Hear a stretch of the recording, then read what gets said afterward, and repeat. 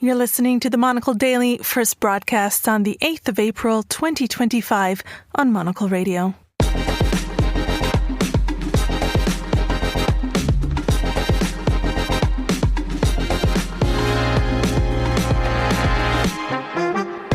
Hello and welcome to the Monocle Daily, coming to you live from our studios here at Midori House in London.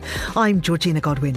My guests Tessa Szyszkowitz and Chris Lord will discuss the day's big stories, which include China's pushback against US tariffs, is Macron the leader Europe needs, Amer exit, the discussion dominating online forums as Trump citizens consider relocating, and reversing extinction. Is it ever a good idea to bring species back from the dead? Stay tuned. All that and more coming up right here on the Monocle Daily.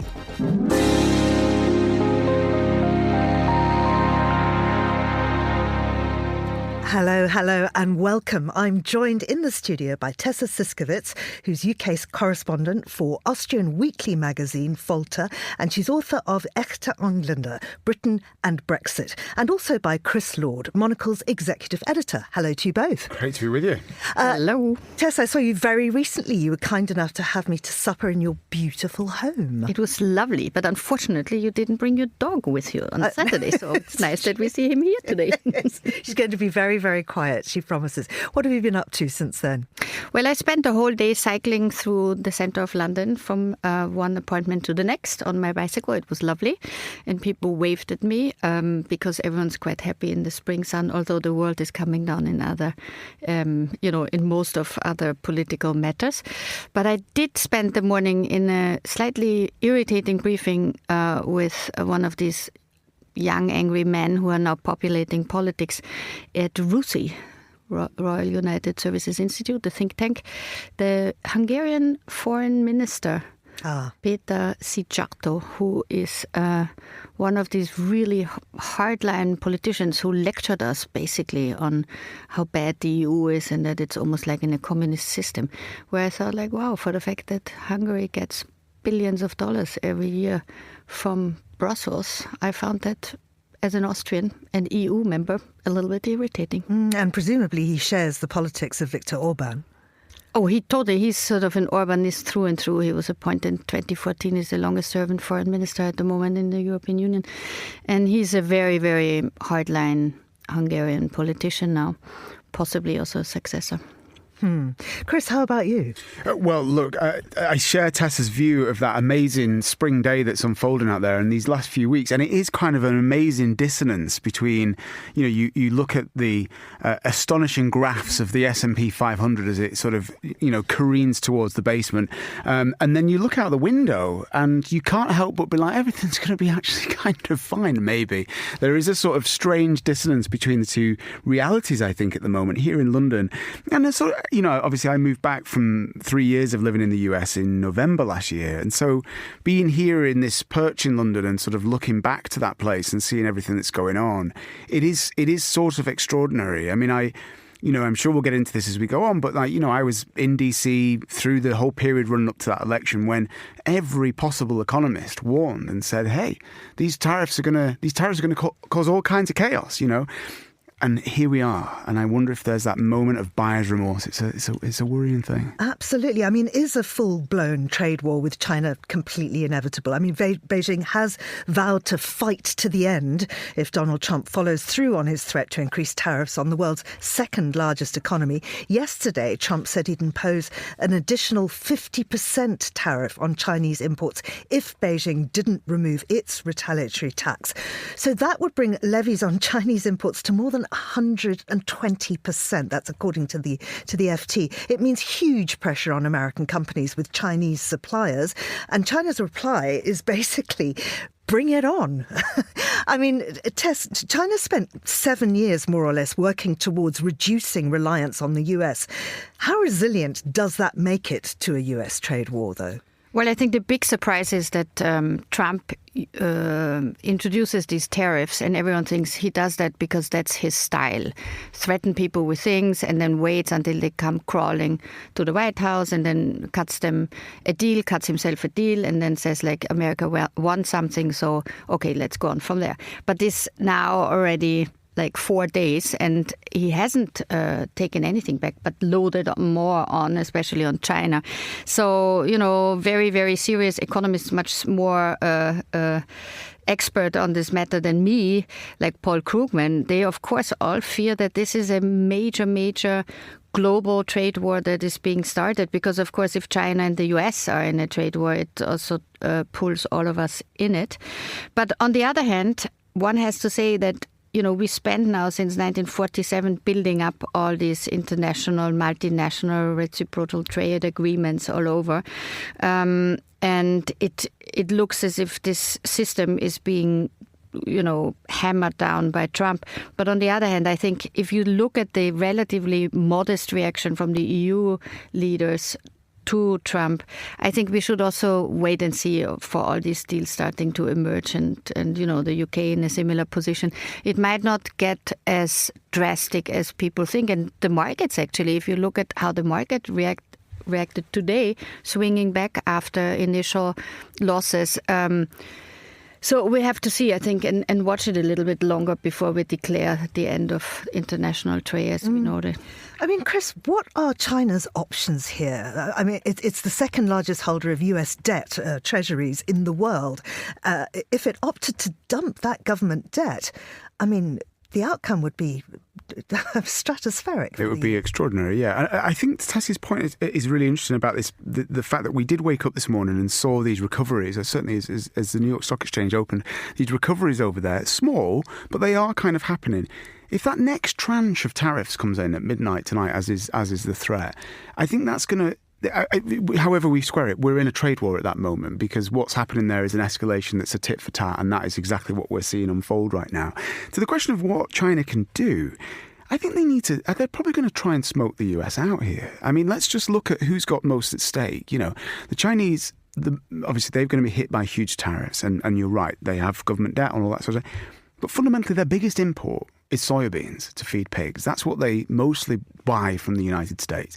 Conversely, the United States relies on Chinese imports for essentially the big stocks that have dragged the stock exchange over there and the markets up for several years. The Magnificent Seven. We think of Apple, for example, still gets many products made there in China. All that's going to start to be pushed through to the consumer at some point in the very near future. And so I think the Chinese view, when they talk about fighting to the last fight, which I think was what they said today in terms of if a trade war does happen, they're going to wait this out, I think, and assume that at a certain point, we woke up this morning to that. There was some of those comments overnight, quite interesting. Bill Ackman, the hedge funder, saying overnight, that the US is in danger of being on the road to a self-imposed nuclear economic, wasteland, essentially. And I think that they just need to wait it out, the Chinese, and see if the pressure on Trump finally makes him fold. I mean, Tessa, Joe Biden went for a longer-term readjustment with his CHIPS Act. That caused inflation. It ultimately contributed to him losing the election. Trump's trying to do it overnight. Inflation is, again, sure to follow. I wonder if we can ask if this will have a similar result in the polls, given that we don't even know what tariffs will look like at the end of this week. Can we possibly speculate on the political implications in a couple of years' time? Well, at the moment, if you look at the unpopularity poll, as you have to call it now, the Trump administration is the least popular US administration, I think, in the history of poll taking. So people are really irritated by especially the uncertainty. You don't know what to believe. You don't know what he will do today, all these kind of things. It's really not good for the economy, but it's also not good for, as we know, all the pensioners who don't know what happens. My favorite thing I read today was that people are stockpiling on iPads and laptops because they think that they won't be able to pay for that anymore within the next few months, because there won't be the parts that and the thing itself, the items itself that are being built, as you said rightly, Georgina, in China or India, all sorts of places where to bring them into the US will be a much more costly affair than it is now. So the original, Apple products, American pride per se, will become more expensive. Forget about inflation. Everything will become more expensive.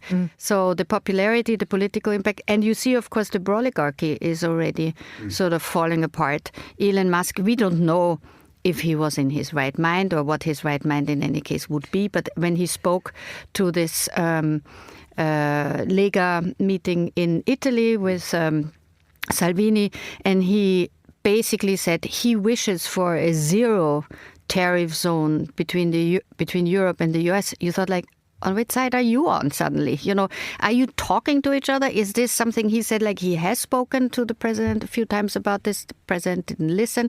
So we are in the middle of a really sort of, as they always say, uncharted territory. And I really want to hear from Jeff Bezos. I want to know what he's thinking right now, because he leaned into this president and now to think all those suppliers, all those, you know, those middle people who operate through Amazon Marketplace, who are suddenly going to find all those products that they get from China go sky high. There's going to be a sort of showdown coming down the road, I would say. Absolutely. I mean, since Trump took office for the second time, US residents are now considering what's been called Amerexit, much in the way that UK residents look to leave the country after Brexit. But where will they go? Will they be welcome? Are there potential new homes ready for them? I mean, Chris, as you said at the beginning, you moved from the UK to the US, but you've now come back home again. You must still have a lot of friends there. I mean, is this a thing, this Amerexit? Could America be about to, well, I suppose, experience a brain drain? I mean, I do have to say that, you know, I can't think of a moment in the last sort of 6 years when Americans haven't been saying that they're going to leave America. And inevitably, lots of them still end up staying in Los Angeles and complaining from there. Nevertheless, I think lots of people are wondering right now how bad things can get. And I think once you start to, because at the moment we're in this sort of funny febrile moment, aren't we? You know, we're seeing the markets all over the show. We're seeing all these sort of doom, you know, laden concerns. But at this very moment into pricing, we're not actually seeing it. We're not yet seeing that actually register yet in grocery stores, in, you know, imports, in electronic shops. It's coming imminently. But when that happens, I think you're going to see that effect. I think the sad thing a little bit that's happened here is that since the administration has come in, the messaging has been so negative towards Europe. I just think of the Munich Security Conference, J.D. Vance's speech there about how Europe was, you know, even just the other day, the leaks that the Atlantic got hold of from the signal thing, calling it Europeans freeloaders. The sentiment towards America, the anti-American sentiment, unfortunately, it is growing globally. And Americans will feel that, and they will know that it's going to be hard again, which it has been before in the past. Hard again for Americans to walk around and feel that, okay, you know, they can be divided, they can be separated from the actions of their government, because we're all feeling the backdraft. I mean, and it's not just about price increases, it's about crushing freedom of speech. It's about democracy. I mean, yeah, I know, Tess, you've written a column recently about how Trump's presidency is affecting universities. Do you think the country's about to lose some of its brightest minds, and why? Well, I think it really depends who you speak to. When I was 2 weeks in Silicon Valley recently, you have the feeling, you know, under a democratic governor there, people are sort of working in an industry that has no match in Europe. So they're not really thinking of already leaving. They don't feel as threatened. At the universities, as you say, Georgina, they are sort of the most visible example at the moment of someone leaving is Tim Snyder and Marcy Shore, who taught or was still teaching at Yale and are now leaving to Toronto to the Manx School of Global Affairs, which is an excellent university. So they are leaving because they say they are scared of what Trump's administration is doing at the university. And Marcy Shore told me that she was sitting recently with a few of her international students in Yale, and she was thinking, what do I do if the ICE people come masked and take one of my students away? Will I get up? Will I scream? Will I tear their masks off? Will I stop this whole procedure? Am I courageous enough? And she said that really scared her to have to ask herself this question in her own country, because Snyder and Shore have been doing a lot of research on their books in the Ukraine and Russia and Soviet history, and you think like, oh my God, or National Socialism, Germany, Third Reich, and now suddenly they're in a situation which can traumatize you slightly if you think of the freedom of speech, but also people being actually deported from universities. I mean, we're not only talking about students being told by the universities, don't write this or that, or don't be pro-Palestinian or something like this. They're actually being deported and sort of threatened of never being able to return. So we are in a really uncomfortable situation there. But having said that, again, not everyone, of course, is leaving. And the brain drain to Europe will happen where people are flexible enough, could get jobs at universities in some sort of also professions where Europe needs a high level. But I think the real brain drain is not happening yet. And I think we don't have to accept masses of Americans coming so soon. Well, given that most of them don't have passports. Yeah, sure. And the ones that do didn't vote for Trump, I'm guessing. Chris, which countries are particularly popular with Americans and why? Well, I mean, anyone who's been to Portugal in the last few years knows that sort of vast swathes of Lisbon and Porto have now got sort of American residents living in there, and also towards the south as well. Look, that's been an investment destination for a long time. I'm sure a lot of people are thinking their second homes could be a place to wait this out a little bit. Mallorca and some of the Balearics, certainly here in the UK, and then, you know, by extension, you're sort of travelling places that Americans like to go to, Italy, France, and so on. Places where, frankly, Americans have bought real estate in the last 10, 15 years, and Spain as well. I think these countries will be very eager to present themselves in that way. They will bring money, they will bring investment, and so on. I didn't know about Tim Snyder saying that he was going to leave to Canada. That's very concerning. I mean, I think one of the things I was just reading just before we came in here was on a really simple level, but quite illustrative, is the snowbirds who go to Palm Springs every year from Canada are now saying they're not going to go to Palm Springs anymore. They're going to get rid of their second houses. They don't feel welcome anymore as Canadians. These kind of sort of severances, if you like, of relationships is going to be really felt. And I think the other big thing that we've not yet tackled, and this comes back, the parallels with Brexit in a way, in a much bigger and more destructive way, are there. But the fact that, all the scientific funding that's been ripped out by the administration is making a lot of scientists think, is this really where I'm going to get research funding? And that's what the US was always about. Is it was the place where there was capital to use and for research. And, Tessa, saying you've been in Silicon Valley recently. These companies there, I was in San Francisco just a few weeks ago, they desperately need international talent. They're not going to get that from just within the US. And the more soft power takes a hammering in America, the less attractive that's going to be if you're brightest and the best. Tessa, I wonder if this could be a massive opportunity for Europe and for Canada to, snap up some of these bright minds. And are Europe and Canada ready to take advantage of that? Well, there's a lot of talk about it. I think it depends on what level you want to attract people, because I hear a lot of talk from Americans saying that they would maybe consider going somewhere, but for tax reasons, then it starts, where you think like, okay, they don't want to come to the UK because of the tax regime here of the Labour government and all these kind of things, where I'm thinking like, okay, guys, I mean, either you're serious about the freedom of speech or not. So, Italy offers golden visas for 200,000 euros flat rate per year. So it depends what you earn.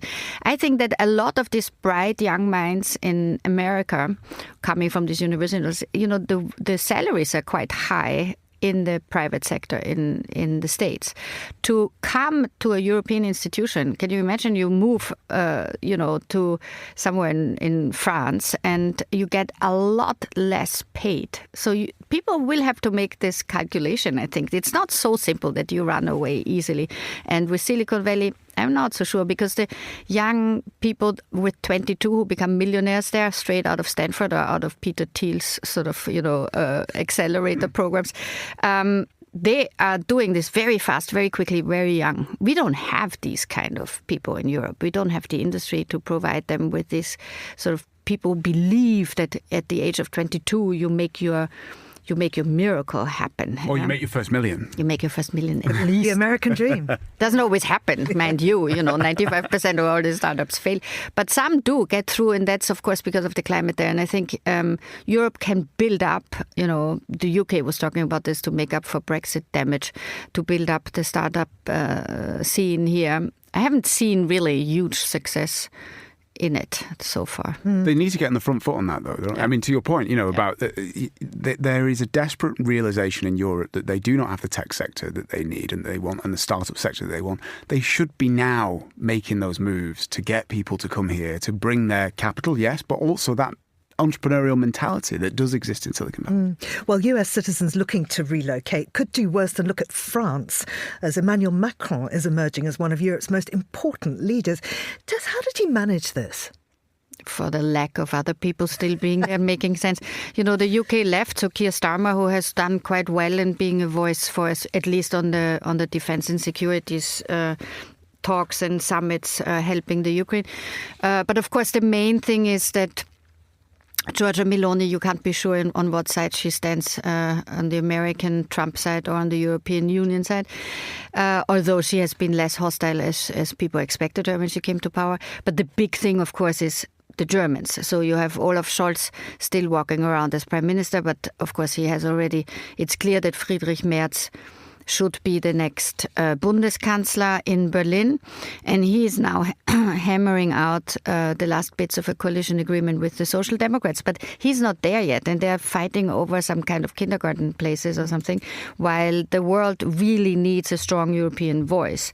And so even if Friedrich Merz, is a conservative, and he has never been in this office, so it's a big step for him to come in. I have no idea if he will be able to fill this role of European leader, but that's of course now the moment for Emmanuel Macron. And he's actually, he's so hated in France, but on the European level he was always quite good, if not with politics, then with rhetorics.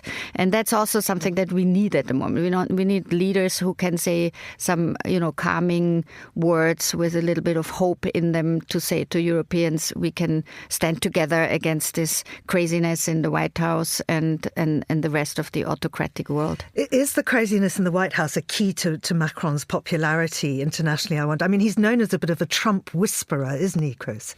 He is, yeah, and he has been able to navigate it. And I actually, this second time around, don't think he's been quite as successful. And in a certain way, Keir Starmer has been better able to work out what this administration wants. I think with Macron, this question about whether a leader in Europe, I mean, he's been sort of banging that drum for the entirety of his time in the presidency. And it's so many years have passed where he hasn't yet really been able to take up that mantle, partly, as Tess says, because he's become so unpopular at home at this moment when really he should be shining. I think for him, if I were Macron right now, I'd be pretty worried. I think that the conviction of Marine Le Pen that we saw last week, she's not going to go down without a fight, and she's going to do what she can to torpedo the government there and create incredible amounts of problems. And just this weekend we saw rallies in France where she compared herself inadvertently to Martin Luther King. There is a groundswell of support for what she's doing, and there are connections between what she is trying to do and what Trump is trying to do that are not lost on French voters. And yes, they see chaos right now, but they also see, as Trump keeps saying, the medicine to fix things. And whether that's right or whether that's wrong, it's resonating. Mm. So while he may be positioning himself as in the absence of a sort of German stance that seems credible right now, leadership-wise, well, he might position himself there, but at home he is under major trouble, and I think he's going to be too preoccupied with that right now to step into this in the way that he actually really needs to do, as you say, Georgina, as a kind of Trump whisperer. I mean, he's only got 2 years until the end of the term. He can't stand again. What's on his agenda, Tess, to complete, and can he do it? Can he stay on for 2 years? No, what does he need to get done within the next 2 years? Can he, for instance, create his European army, something that he's been very much behind? Can he support Ukraine? Can he bring the unions to bear? All of the other things that have been on his agenda. Well, we don't even know, if the world order that existed till now will be there next week. The way it's going at the moment, it's so quickly. So I think what he can do to say something constructive, because I think Macron can really not do much in the next 2 years because of the situation that Chris is describing in France. There might be parliamentary elections in the fall and all this. So aside also from the case of Marine Le Pen, he's in a real bind that he doesn't have the support in parliament anymore. So he will definitely try to focus on European politics, because that sounds just better than focusing on the misery of all the reforms he didn't get through in France. And so we might see that he sort of supports the Ukrainian initiatives, if it's pledging soldiers, which France, like Britain, does have. But it's not an easy thing to just pledge 20 to 30,000 soldiers to a country, and you don't know if there's security guarantees in place. So I think we'll see a lot of talk and a lot of really schleppy negotiations. All this talk of Trump, on the other hand, to make peace in 2 days, of course, is not happening at all. Anything he now announces is just not happening. And that means for Europe, we're stuck with him. Well, I wonder, though, are we? Because Keir Starmer seems to have become a little bit more internationally relevant again, Chris. Look, he has. And it's almost the great surprise of all this, isn't it? You have a centre-left government that comes in, where you have the foreign secretary who spent several years berating Trump online, has somehow been able to find a way to make friends with the establishment, with the administration there. It is quite extraordinary. I think he has worked out sort of psychologically how to sort of penetrate to Trump himself. I think the challenge becomes a little bit the people around Trump. J.D. Vance just torpedoes so much of these efforts to get closer, and I think by design. I think he knows what he's doing. I think Keir Starmer now faces the sort of growing reality that unless it's sort of, if he wants to take up the mantle of leadership, then his view can't simply be, well, Britain then needs to get back to zero tariffs with the US and get a trade deal, because that's not good enough. That's not leadership globally. That's not leadership in Europe. That's just UK's best and sort of forget the rest. He's not going to be able to, he can't do both. And if he starts trying to negotiate for more people, I can almost see it coming down the line. Trump won't like it. He wants a one-on-one relationship with Britain where Britain takes him seriously. And if he sees Keir Starmer getting too ambitious, if you like, in how he deals with the administration, he's not going to like it, and he's going to shoot it down. I want a one-word answer. Can the Conservatives ever be resurrected? Like the dire wolves, is that what we're going to talk about in a moment? But can the Conservatives ever be brought back from life? I don't know. They are flailing too, aren't they? And they don't have the answers right now because, frankly, could you imagine the relationships became so broken down by the end, what this would be like if they were trying to negotiate with Trump? So, here we go. It may be too late for the Tories to come back from the dead, but the same cannot be said for some extinct species of animals. A US biotech startup has announced that the dire wolf has been brought back from extinction after more than 10,000 years. Tess, have you any idea what a dire wolf is? No. I mean, I sort of look at all these extinct species and I think the dinosaurs, the wolves and all these things. I think most of them probably we wouldn't really want to have around us nowadays. I mean, they could be actually quite dangerous. Well, absolutely. I mean, how does it actually work, Chris? They've explained it a bit. They have. So we should say these are dire wolves, yes, but actually really what they are grey wolves where they've had 12 of their genes tweaked using CRISPR, which is a gene editing software. Then then sort of gone through the typical process of how you would you would do gene editing, where you kind of you find ways that wolf can be born. The reason that's important is because what we've actually got here is not an original dire wolf being born for the first time in 10,000 years. We've got a tweaked grey wolf that looks and sounds and acts or in some extent like a dire wolf, but actually really isn't a dire wolf, not in the purest sense of the one that last lived 10,000 years ago. They did manage to get the DNA from I think an ear bone that they found 10,000 years old and got this code from it. But I think that distinction is super important because it's a tweaked animal that we already exist to look and sound like what something existed 10,000 years ago. And I mean, as you point out, Tess, of course, there are dangers to this kind of DNA manipulation.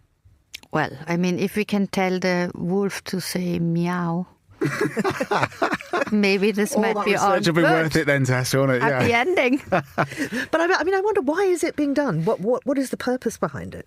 Do either of you know? I would say I think this is the most astonishing use of gene editing that we've seen in something born and alive. It is extraordinary. And when I say it's tweaked, I'm not trying to talk down what's happening. It is massive that's gone on here.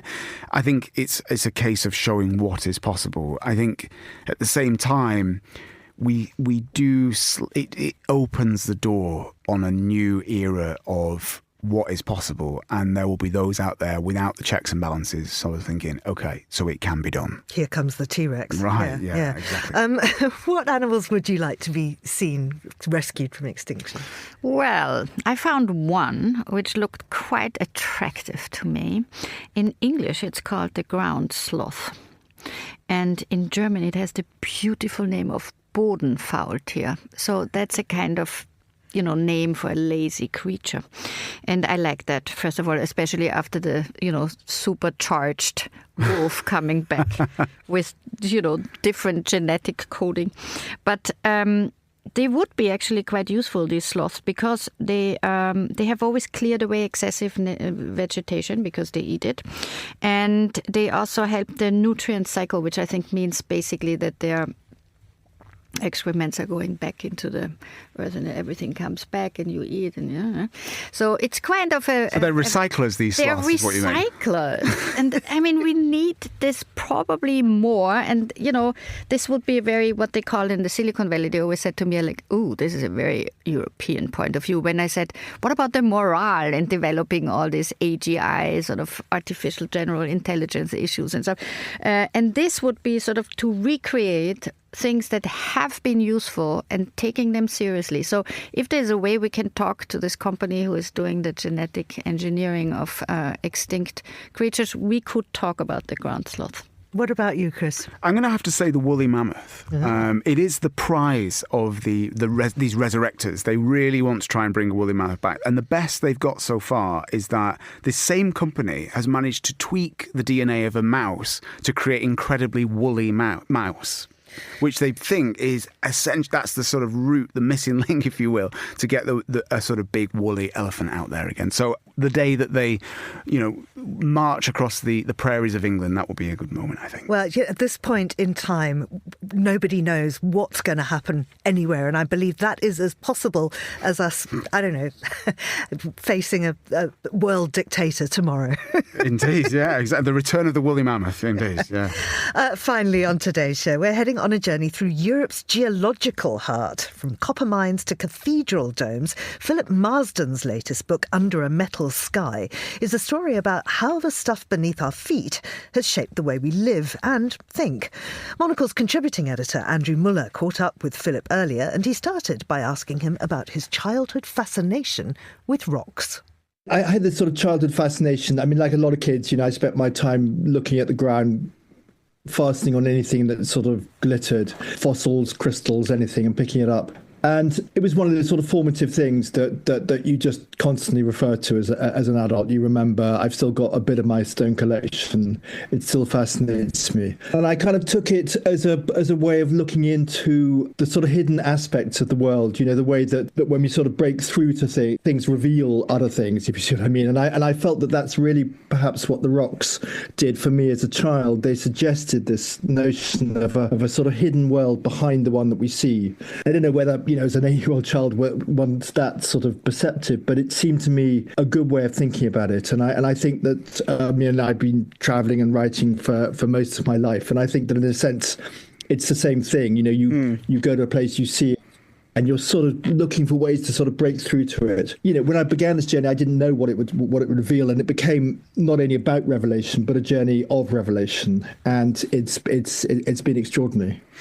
Because to explain to the listeners, in each chapter you isolate one particular rock/mineral element thing, and you wander off in search of somewhere that has produced it or does produce it. And what comes across from the histories you attach to it is that it really isn't just you. This is a pretty fundamental fascination that humankind has, to the degree that we ascribe, really more or less at whim, inherent value to things like silver and gold, which granted are pretty and sparkly and everything. But do you think that fundamental relationship you mentioned is illustrated by the fact that is the use we make of these things? Yeah, I mean, it's sort of strange how exactly you mentioned silver and gold, how they've been sort of a bit, you know, we've abstracted. They're pretty useless, silver and gold. I mean, gold is not, and yet it's the most valuable thing we have. One of the things that sort of interests me most in the book and the discoveries was about alchemy, and you know, which is a sort of slightly tarnished reputation, but the view of the world for alchemists, I think, was by looking at everything as being slightly animate. You know, we now divide the world into sort of, you know, the living and the non-living, and plants and beasts and things being one side, and rocks, rivers and water being the other side. But I think it's instructive and interesting to look at it through the alchemist's eyes, who saw rocks as being in a process of sort of gestation. So the idea of going from base metal to gold was actually to sort of short circuit the process of gestation and learn about the process by which lead turns into gold, which is pretty cranky if you know, to us. But actually, it's a way, you know, it's a way of looking at the world as sort of mirrored processes. And I think, you know, ecological thinking is now very much concerned with the way we look at the world, the way we treat it.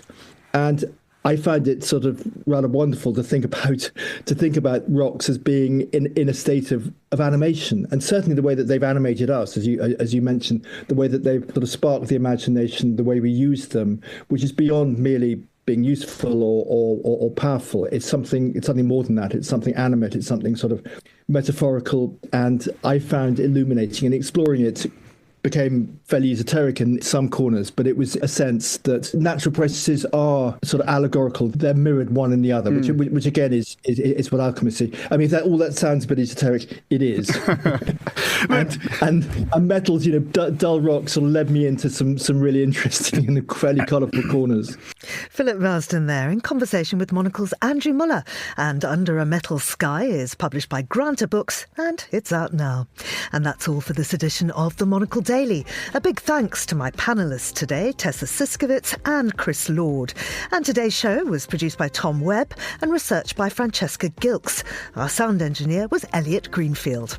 I'm Georgina Godwin here in London, and the Monocle Daily is back at the same time tomorrow. Goodbye, and thanks for listening.